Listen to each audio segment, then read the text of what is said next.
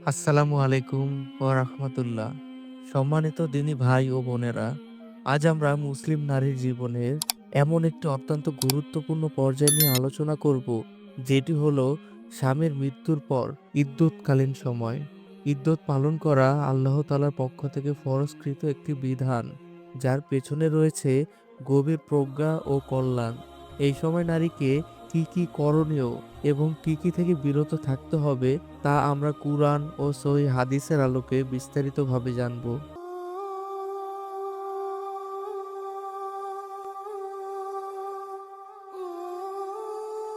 ইদ্যত হলো একটি নির্দিষ্ট অপেক্ষার সময়কাল, যা ইসলামে বিধবা নারী অথবা তালাকপ্রাপ্তা নারীর জন্য নির্ধারিত।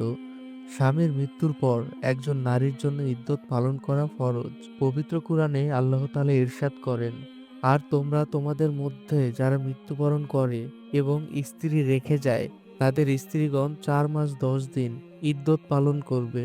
সূরা বাকারা আয়াত 234।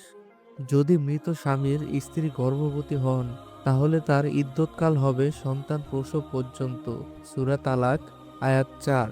এই সময়টুকু নারীর জন্য শোক, ধৈর্য ও আল্লাহর স্মরণ বৃদ্ধির সময়। এর পেছনে একদিকে যেমন বংশ পরিচয় সংরক্ষণের উদ্দেশ্য রয়েছে, তেমনি অন্যদিকে স্বামীর প্রতি ভালোবাসা ও শোক প্রকাশের একটি ইসলামী পদ্ধতিও এটি।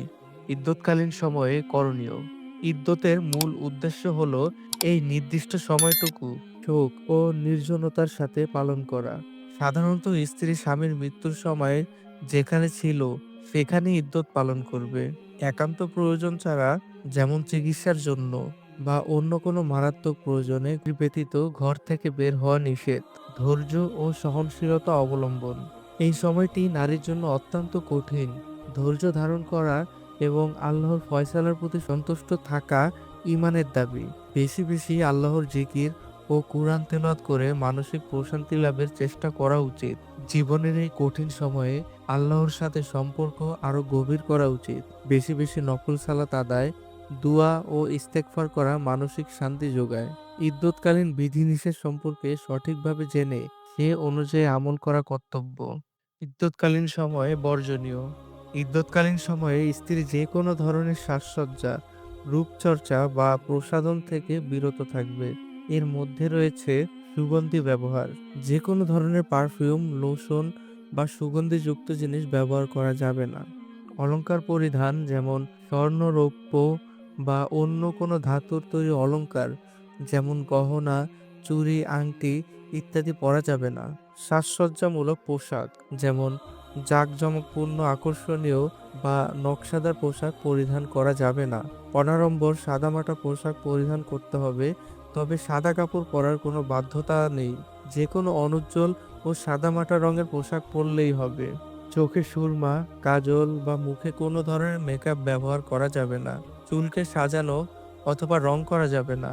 হাতে মেহেদি বা পায়ে আলতা লাগানো যাবে না। কিছু সমাজে ইদ্যৎকালীন সময়ে বিশেষ ধরনের খাবার বর্জনের প্রথা রয়েছে। ইসলামে এমন কোনো বিধিনিষেধ নেই। হালাল যে কোনো খাবার স্বাভাবিকভাবে খাওয়া যাবে। ইদ্যত চলাকালীন সময়ে নারী অন্য কোনো পুরুষের সাথে বিবাহ বন্ধনে আবদ্ধ হতে পারবে না বা সরাসরি বিয়ের প্রস্তাব গ্রহণ করতে পারবে না। তবে ইঙ্গিতে প্রস্তাব দেওয়া জায়েজ আছে। অত্যন্ত জরুরি প্রয়োজন ছাড়া ঘর থেকে বের হওয়া যাবে না। আত্মীয় স্বজনের বাড়ি বেড়াতে যাওয়া বা সামাজিক অনুষ্ঠানে যোগদান করা সম্পূর্ণরূপে নিষেধ। ইদ্যত পালন করা একটি ইবাদত। এটি স্বামীর প্রতি স্ত্রীর ভালোবাসা ও শ্রদ্ধা প্রদর্শনের একটি শরীয়ত সম্মত উপায়। অনেক সময় সামাজিক প্রথা ও কুসংস্কার ইদ্যতের বিধানকে জটিল করে তোলে। তবে আমাদের উচিত কুরআন ও হাদিসের সঠিক জ্ঞান অর্জন করে সে অনুযায়ী আমল করা এবং কুসংস্কার থেকে দূরে থাকা। যদি ইদ্যৎকালীন সময়ে কোনো কারণে নারী ঘর থেকে বের হতে বাধ্য হয়, তাহলে তার জন্য শরীয়তের বিধান শিথিলযোগ্য। পরিশেষে আমরা যেন ইদ্যতের এই বিধানকে শুধুমাত্র একটি প্রথা হিসেবে না দেখে, বরং আল্লাহর নির্দেশ এবং এর পিছনের হিকমতগুলো অনুধাবন করি। আল্লাহ তাআলা আমাদের সবাইকে দ্বীনের সঠিক জ্ঞান অর্জন এবং তা মেনে চলার তৌফিক দান করুন। আমিন। সুদ হলো একটি সামাজিক ব্যাধি। ইসলামে সুদকে হারাম করা হয়েছে। সুদ সম্পর্কে বিস্তারিত জানতে আমাদের এই ভিডিওগুলো দেখে আসতে পারেন। বিডি লেকচারার চ্যানেলে আপনি নতুন হয়ে থাকলে অনুরোধ করব চ্যানেলটি সাবস্ক্রাইব করবেন এবং আমাদের ভিডিওগুলো সবার আগে পেতে চাইলে বেল আইকনটিতে ক্লিক করে রাখুন। ধন্যবাদ।